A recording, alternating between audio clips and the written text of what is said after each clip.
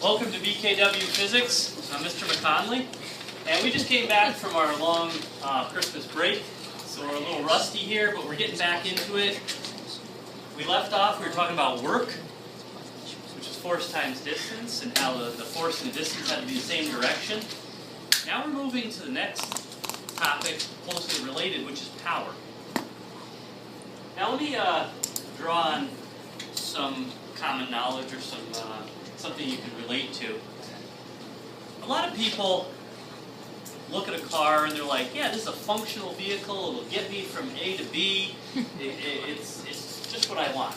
But then there's another category of people, and it's a pretty large category of people, that look at vehicles and they're like, I like to go fast. I like the vehicle to have a lot of power.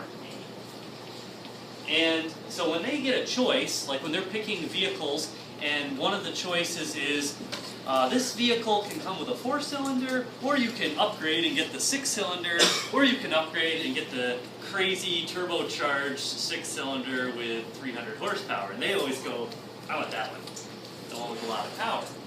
So what's that all about, and how does it relate to this lesson? When we say you like more power, what are you really saying? Before you answer that, another example. So when you go and buy a tool at Home Depot or at the hardware store or whatever, they usually, like, say, pick a skill saw. They'll have a bunch of skill saws. And the first skill saw for, cutting plywood might be $40. And then they'll have an $80 one. And then they'll have a Milwaukee $140 one. What's the difference? I mean, just because the name makes it better? Like, what's the deal? And then if you look in detail, you'll notice that when you read it, there's usually some indication that the motor on that tool, as they get more expensive, the motor is getting larger and larger. More power. So what if you have more power with a tool, with a car, whatever example you want to use here, what is that really saying? Anyone have an idea? You want me to just give it to you on this sad Monday morning? Do it. On this sad Monday morning, I will just give it to you because I feel your pain. Power is the rate at which you're doing work. It's the rate at which you're doing work.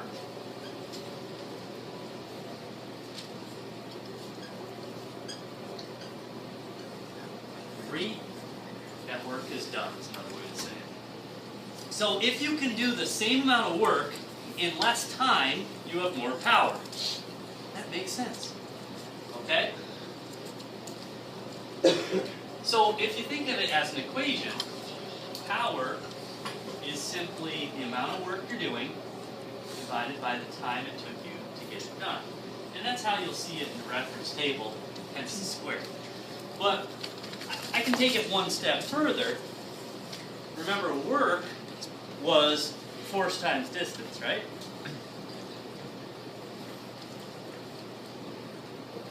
So I can make it force times distance over time.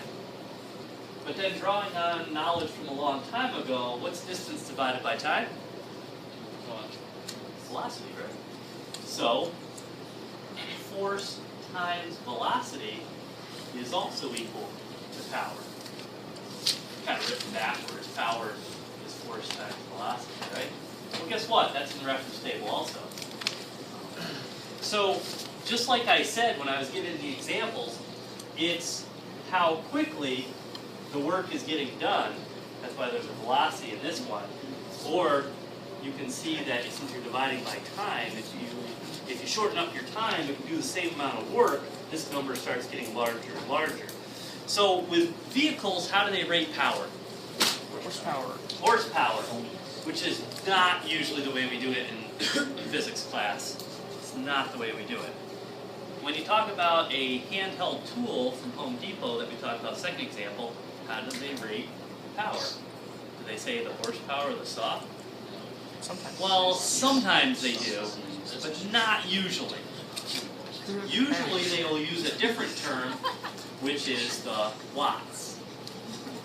The watts.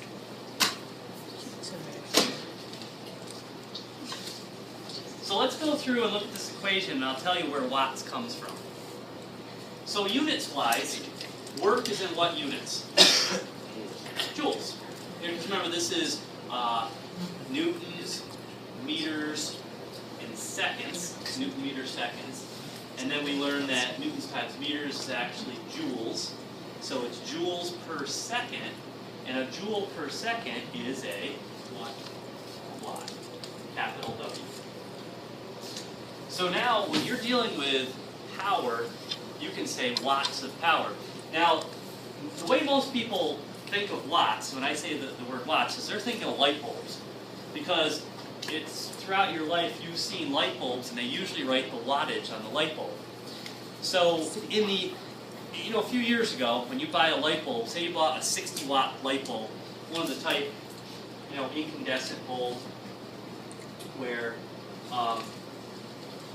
you had the element in the middle, and it was a 60-watt light bulb.